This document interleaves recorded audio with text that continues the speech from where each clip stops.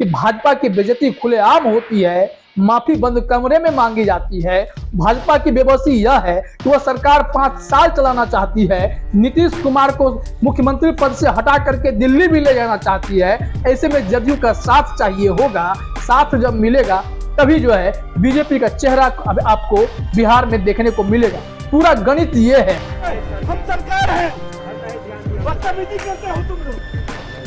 क्या हो गया सर? क्या हुआ? इनका एसपीडीएम जाएगा तो ये मंत्री को रोक करके ये खड़ा कराते हैं। जब एसपी और डीएम आते हैं तो मिनिस्टर को ये रोक देते हैं और ये खड़ा कराते हैं। यहाँ पर ये अधिकारी है यहाँ जो खड़े हैं, इनकी सस्पेंशन होगी तभी मैं सदन में जाऊंगा। क्या हो गया कि रात के अंधेरे में क्या हुआ ये मैं नहीं जानता, लेकिन सदन शर्मसार हुआ है, आसन शर्मसार हुआ है, संविधान की धज्जियां उड़ाई गई है और पदाधिकारियों को बचाने का सारा उपाय किया जा रहा है।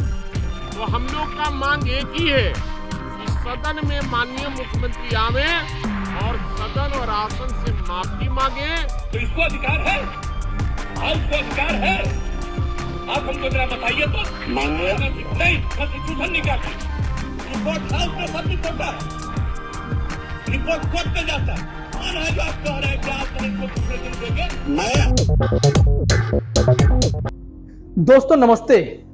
बिहार के मुख्यमंत्री का बहुत बढ़िया चलता है कि बेइज्जती खुलेआम करा देते हैं और माफी जो है वो बंद कमरे में मांग लेते हैं।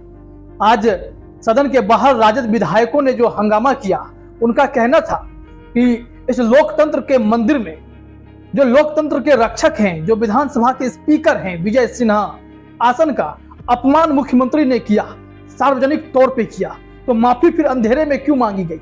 माफी तो खुलकर मांगी जानी चाहिए थी, सबके सामने ये माफी मांगी जानी चाहिए थी, क्योंकि आप कोई भी हो, विधायकों का कस्टोडियन जो है वो सदन के स्पीकर होते हैं, उनके ऊपर बड़ी जिम्मेदारी होती है सदन को सुचारू रूप से चलाने की। और ऐसी घड़ी में ऐसे ऐसे फैसले लिए जाते हैं जो कहीं ना कहीं बिहार के मुख्यमंत्री के रवैये पर सवाल तो खड़े करते ही हैं। आप देखिएगा, मैं 2-3 उदाहरण आपको दूंगा, उससे तुलना कीजिएगा कि कैसे मुख्यमंत्री नीतीश कुमार कार्यवाही जो है सदन में भाग लेने तो आ जाते हैं, लेकिन जब बेइज्जती कराने की बात होती है तो खुल के करा देते हैं और माफी मांगने के लिए बंद कमरे में सेटिंग होती है। कल ही बताया गया कि मंगलवार की देर शाम विधानसभा के एनेक्सी में मुख्यमंत्री और स्पीकर की बैठक हुई, दोनों ने बातचीत की, आपस में क्लियर हुआ और फिर कुछ मंत्री बैठे हुए थे, उप मुख्यमंत्री बैठे हुए थे, उन सभी के बीच में जाकर के सारी चीजों को क्लियर कर दिया गया। ऐसा संदेश बाहर जारी करवाया गया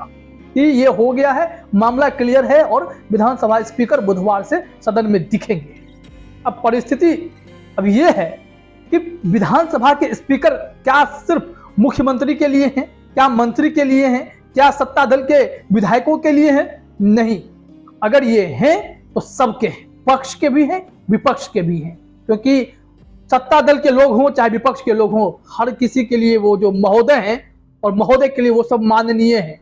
तो ऐसे परिस्थिति में ये अलग रवैया क्यों? जब विपक्ष ने कहा कि आपने बेइज्जती खुलेआम की, अपमान खुलेआम किया, तो माफी आपको सार्वजनिक तौर पर मांगनी चाहिए थी, क्योंकि आप सदन के स्पीकर से बड़े सम्मानजनक पद की आप तौहीन कर रहे हैं और फिर ये तो उचित नहीं है। मुख्यमंत्री को कुछ कहना चाहिए था, खुलेआम बोलना चाहिए था। आप देखेंगे कि उस दिन जो कांड हुआ विधानसभा में, उसके बाद वो अचानक से राज्यपाल से मिलने गए, माहौल बना कि नीतीश कुमार खफा है, मुख्यमंत्री राज्यपाल के पास गए हैं, कोई बड़ा फैसला होने वाला है, लेकिन फिर वहां से माहौल बना करके निकल आते हैं। अगले दिन वो कहीं गए हुए थे, वहां पर भी दुआ मांगने गए हुए थे और वहां जब उनसे पूछा गया वो चुपचाप निकल गए, बोलते हैं कि हम बिहार में भी लड़ाई शांत करने में लगे हुए हैं, हम नहीं चाहते हैं कि कुछ हो, और वहां से वो आगे बढ़ जाते हैं। मामला ऐसा लगता है कि सब निपटने वाला है, लेकिन आप उदाहरणों को देखिए। नीतीश कुमार खींचते हैं, चिल्लाते हैं और जो है माफी चुपचाप मांगते हैं। एक बार उन्होंने कह दिया था मैं तो सीएम बनना नहीं चाहता था, दबाव में बन गया। सरेआम चिल्लाने लगते हैं, खींचने लगते हैं, विधान परिषद में हो या विधानसभा में हो, वो कई मौके पर ऐसे खींचे जो उनके अपरिपक्वता को दिखाता है। इतने परिपक्व इंसान के द्वारा इतनी असभ्यता, इतना चिल्लाना, ये कहां से उचित लगता है। अब मैं उदाहरण जरा आपको देता हूं, उदाहरण को गौर कीजिएगा। एक वाकया हुआ था दिसंबर 2021 में। मंत्री जीवेश मिश्रा की गाड़ी जा रही थी और अचानक से उनकी गाड़ी को रोक दिया गया। एसएसपी और डीएम की गाड़ी को आगे बढ़ाया गया। वो वीडियो आपने हमारे शुरू में ही देखा होगा, जो जीवेश मिश्रा चिल्ला रहे हैं। इसके बाद दृश्य देखे कितना जबरदस्त होता है। वो चिल्लाए और बाद में यह बात सामने आई, उनको लगा था कि पहले के मुख्यमंत्री या फिर विधानसभा स्पीकर की गाड़ी जा रही है, इस वजह से वो चुप थे। उन्होंने सदन में विधानसभा स्पीकर से कहा कि मुझे लगा महोदय कि गाड़ी आप लोगों की जा रही है तो मैं खामोश था। ये क्या डीएम एसएसपी की गाड़ी है जा रही है? आप हमें स्पष्ट कीजिए कि सरकार बड़ी या डीएम या एसएसपी बड़ा है, कौन? इस पर विधानसभा स्पीकर ने संज्ञान लिया। बीजेपी के प्रदेश अध्यक्ष ने भी इस मामले पर आपत्ति जताई। उन्होंने भी कहा कि इस पे एक्शन होना चाहिए। बाद में मामला ऐसा हुआ कि देर रात चुपके चुपके डीएम एसएसपी पहुंच गए मंत्री जी के यहाँ और बंद कमरे में माफी हो गई। आखिर प्रशासन की इतनी ताकत, अफसरशाही, ब्यूरोक्रेसी जो बढ़ी है वो कैसे बढ़ी है? इसके पीछे कौन? मुख्यमंत्री, जाहिर तौर पर, क्योंकि ब्यूरोक्रेसी तो ऐसी बढ़ी है। बिहार में पूरे लोग जानते हैं कि ब्यूरोक्रेसी जो इस तरह से बढ़ी है, तानाशाही रवैया जो दिखाई पड़ता है मुख्यमंत्री का और अफसरों का, उसके पीछे कहीं ना कहीं मनोबल बढ़ाया हुआ मुख्यमंत्री का ही है। इसके बाद जब माफी मांग ली गई, सदन में जीवेश मिश्रा आकर के कह देते हैं कि बात बन गई है, इन लोगों ने माफी मांग ली, बात खत्म हो गई। बेइज्जती तो सार्वजनिक हुई थी आपकी, माफी बंद कमरे में क्यों मंगवाते हैं आप? आप तो खुल के मीडिया के सामने बोले, आपकी बेइज्जती हुई, सबने देखा। इसके बाद देखिए आप, ये उदाहरण भर है। कई बार ऐसे मौके आए हैं जब नीतीश कुमार इस तरह के काम कर देते हैं। सदन में ही जब विधायकों को पिटवाया गया था, पुलिस बुलवाई गई थी, ऐसा कहा गया कि मुख्यमंत्री के इशारे पर हुआ। लेकिन बाद में जब मामला बिगड़ने लगा, जब इस पे एक्शन लेने की बात होने लगी, विपक्ष ने कड़े कड़े तीखे तीखे सवाल किए, तो फिर कहा गया ये सदन तो स्पीकर महोदय का है, ये उनका ही फैसला था कि पुलिस बुलाइए और पिटवा दीजिए। आपने स्पीकर पे फेंक दिया, खुलेआम बेइज्जती। ये क्या मसला बनता है? और ऐसा कैसा आप बंद कमरा में सेटिंग करते हैं कि लोग जो है मान भी जाते हैं आपकी बात को। आप तो दबाव के मुख्यमंत्री हैं ना, इस बार तीसरे नंबर की पार्टी के हैं, और फिर आप इस तरह के रवैया को दिखाते हैं। ये कहीं ना कहीं सवाल तो खड़े करते ही हैं। तो इस पर जवाब देना पड़ेगा। क्या बंद कमरे में नीतीश कुमार माफी मांग लेते हैं और जो है वो ये करार करवा लेते हैं कि बाहर जो भी करना है कर लीजिए, लेकिन हम आपसे पीठ पीछे माफी मांगेंगे? सरकार चल रही है, मुख्यमंत्री आप हैं, आप अपने ही सहयोगी का मौके मौके पर बेइज्जती करते फिरते हैं और ये फिर संदेश देने की कोशिश करते हैं कि आप संविधान की बात करते हैं। संविधान की मर्यादा तो आप भूल गए ना, जब अपने आसन का अपमान किया। अगर आसन ने आपसे कहा कि महोदय हमारी बात सुनी जाइए, तो आप कैसे चिल्ला रहे थे? तो एक मुख्यमंत्री अपने उम्र के इस पड़ाव पर ऐसे व्यवहार करते हैं जो कि इस सवालों के घेरे में आ जाते हैं। जदयू और भाजपा के रिश्ते, इसमें इतनी तलखियां हैं कि कहीं हो ना हो कि ये मैनेज करने की कोशिश जो होती है, डैमेज कंट्रोल बंद कमरे में की जाती है, बंद कमरे में माफी मांगी जाती है और फिर यह कहा जाता है कि एनडीए में सब कुछ ठीक है।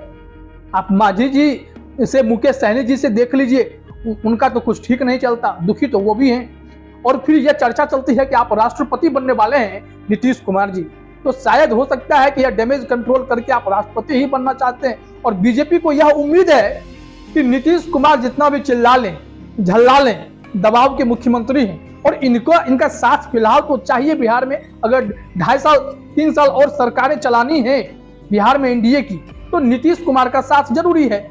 और नीतीश कुमार का साथ जरूरी है तो बंद कमरे में ही सही माफी मंगवा दीजिए। राष्ट्रपति चुनाव आएगा, मुख्यमंत्री स्वेच्छा से इस्तीफा देंगे और कहेंगे कि मैं चलता हूं। बीजेपी से कोई चेहरा मुख्यमंत्री बन जाएगा, तेजस्वी यादव को मौका नहीं मिलेगा। और चूंकि ये सबको पता है कि इस बार तेजस्वी यादव नीतीश कुमार के साथ संबंध नहीं जोड़ेंगे, क्योंकि सीएम फेस वो खुद को बनाए हैं, खुद को स्थापित किए हुए हैं और पूरा राजद भी मानता है कि तेजस्वी यादव ही अब सीएम फेस है महागठबंधन के लिए। ऐसी परिस्थिति में नीतीश कुमार द्वारा समय समय पर बीजेपी के नेताओं को उनकी जगह दिखाने की यह कला फिर बंद कमरे में माफी मांगने के बाद चीजों को दुरुस्त कर देने का यह तरीका यह जताता है कि भाजपा की बेइज्जती खुलेआम होती है, माफी बंद कमरे में मांगी जाती है।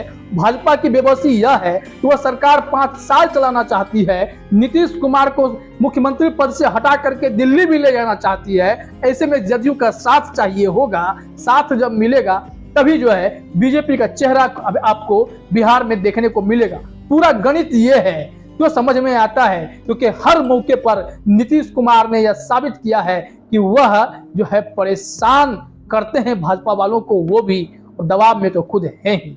तो कुल मिलाकर के अगर देखा जाए तो परिस्थिति यही है कि बेइज्जती खुलेआम, माफी चुपके चुपके, जो विपक्ष को भी यह रास नहीं आता है। तभी तो भाजपा के विधायक ने कह दिया कि नीतीश कुमार की हैसियत के आगे तमाम विधायक को लोग अब हिजरा कहने लगे हैं।